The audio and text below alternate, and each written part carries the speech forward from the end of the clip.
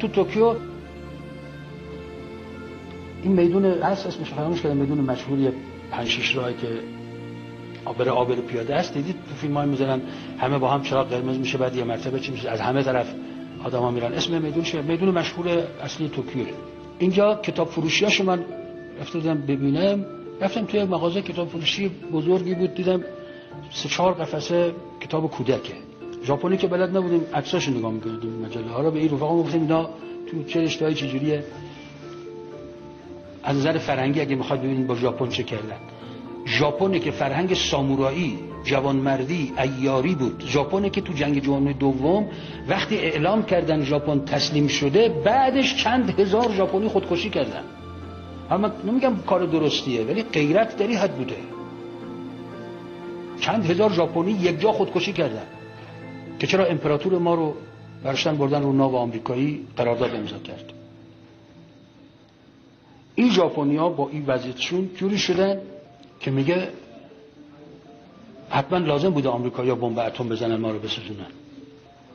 حتما لازم. بعد تو اینجا رفتم تو کتاب فروشی ببینم چند قفسه از کتابای کودک، کتابای پورنوه با تصویر. خب چندین قفسه کتاب برای بچه‌ها با نقاشی، همجنس‌بازی، با شکل داستان. به این فروشنده کتاب گفتم آقا این کتابا چی اینجا میذاری تو؟ گفت بله خب بالاخره مشتری داره و اینا. گفتم این کتاب به بچه خودت حاضری بدی تو خونت؟ گفت نه. گفتم چرا به برای بچه‌های مردم اینجا میذاری این کتابا رو؟ گفت من اینا رو نذاشتم. شرطی که این مغازه رو به ما اجاره میدن اینه که اینجور کتابا باید توش باشه.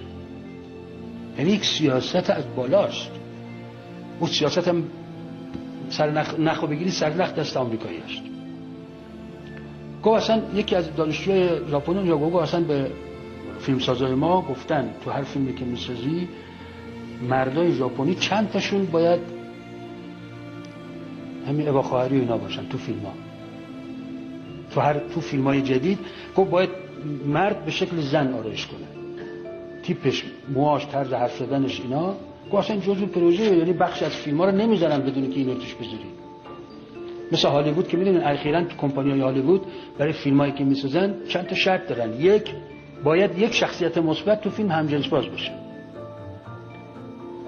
دو، کوچکترین کنایه‌ای به یهود چه رسه به اسرائیل و صهیونیستان نباید باشه. سه فلان، 4 فلان خط قرمز تعیین میکنه. گفت آقا اینجا برای ما این آمریکایی شدن ژاپن اینجاشه.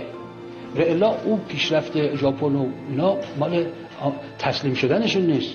آقا منظمن، زحمت کشه.